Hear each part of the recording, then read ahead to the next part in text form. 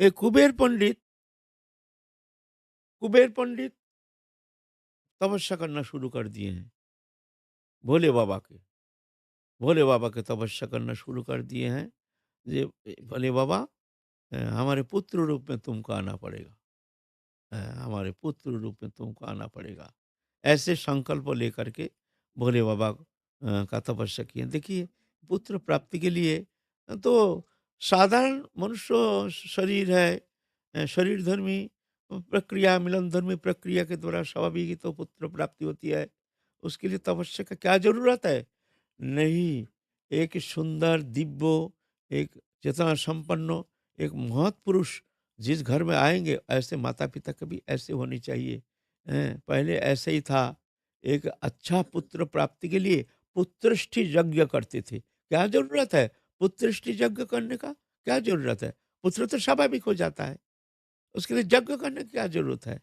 ना, एक सत्पुत्र प्राप्ति के लिए तपस्या करना पड़ता है, तब जाके ऐसे माता-पिता के घर में तब जाके एक सत्पुत्र आते हैं। हमारे घर में आता क्यों नहीं है? हम लोग भोगोन्मुख स्पृहा लेकर के हम लोग इस तरह से मिलते हैं, जो आते हैं ऐसे ही सब। हाँ, आने का जगह नहीं मिलता है। जो भी महापुरुष देखा गया है, माता-पिता का जीवन चरित्र देखिए, ऐसे ही थे। ऐसे ही थे। रामकृष्ण परमहंस देव के पिता कहीं जा रहे थे अपने कुटुंबों के घर। उस समय तो बस रूट फस ये सब कुछ नहीं था। 20-50 किलोमीटर तो पैदल ही चल के जाना पड़ता था।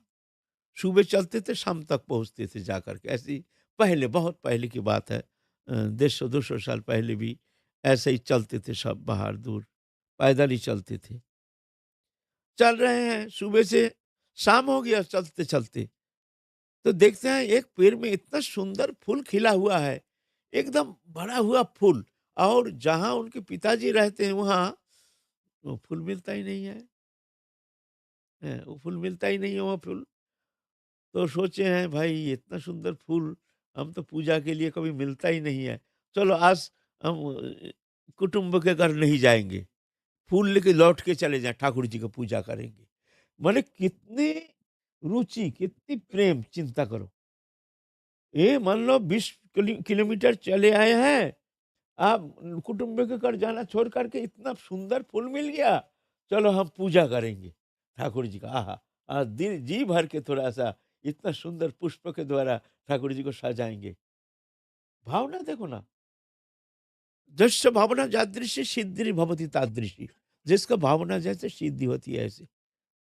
ऐसे है, तो उनके घर में तो रामकृष्ण परमहंस देव आए हैं, ऐसा थोड़ी होता है ना?